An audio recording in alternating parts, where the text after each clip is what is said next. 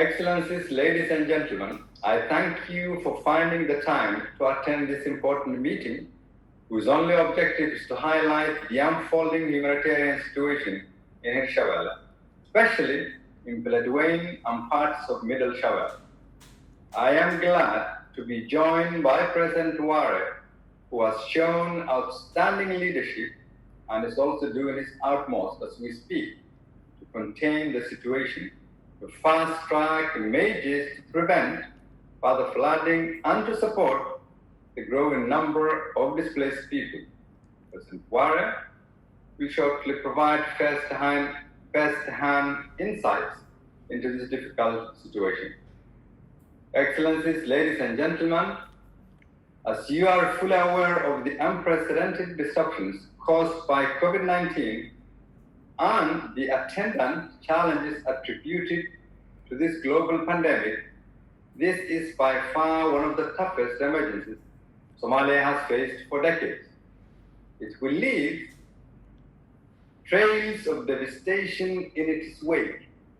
Its socioeconomic impacts will linger much longer than the medical emergency at present. And in spite of our intentions and will to respond, inherent weaknesses in our public health system continue to hinder our response efforts.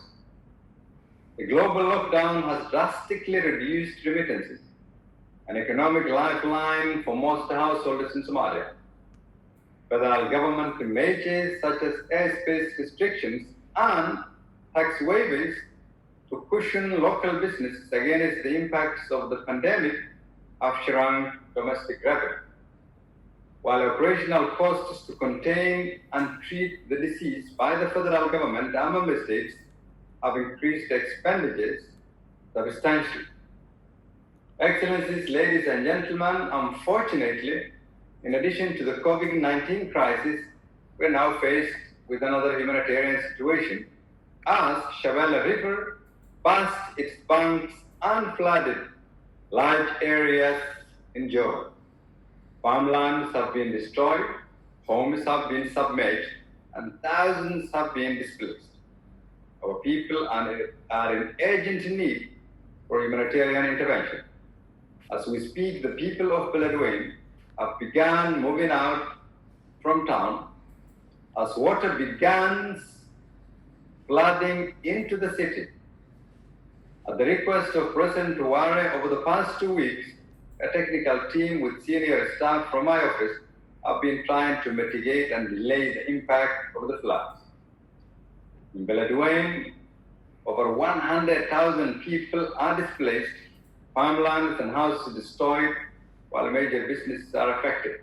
As an example of the agony the people of this city have gone through, there has been consistent flooding for the past decade, displacing minimum average of 100,000 people every year.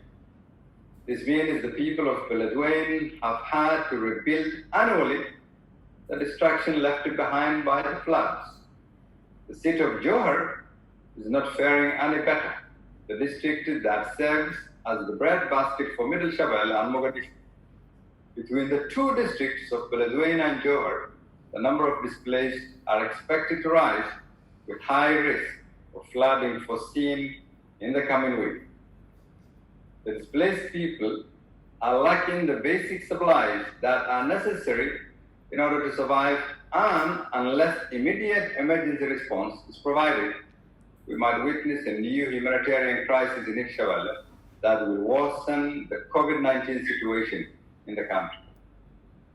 Excellencies, ladies and gentlemen, at the Somalia Partnership Forum last October, where I presented to you the water challenges that the country is facing, at the only side event of the forum, we discussed the realization that this country alternates between droughts and floods.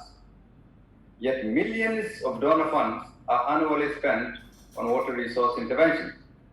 That's why we committed in that meeting to reform the transactional approach on water management to strategic and sustainable approach.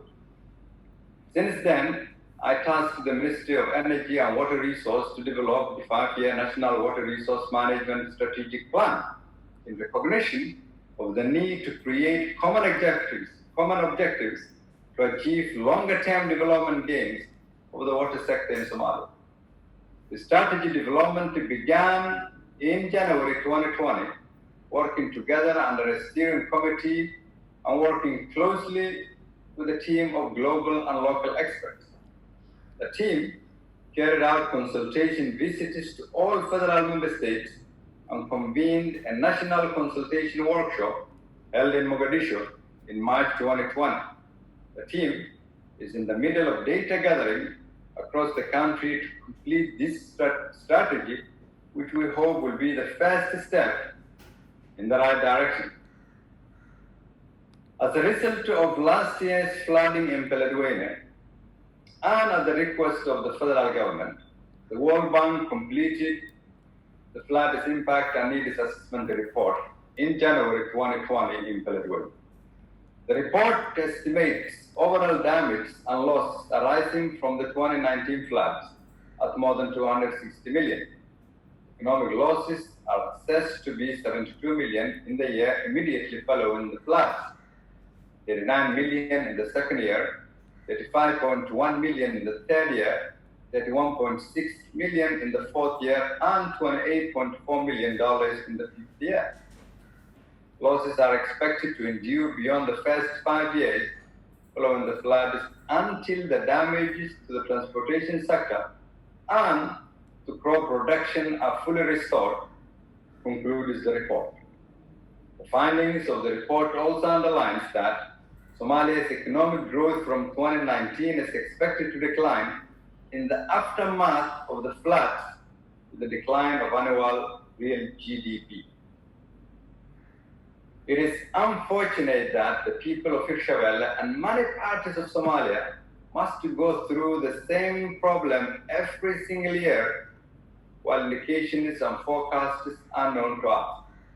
It is equally important that the development investments by our partners is not yielding desired returns in as far as floods and water management is concerned.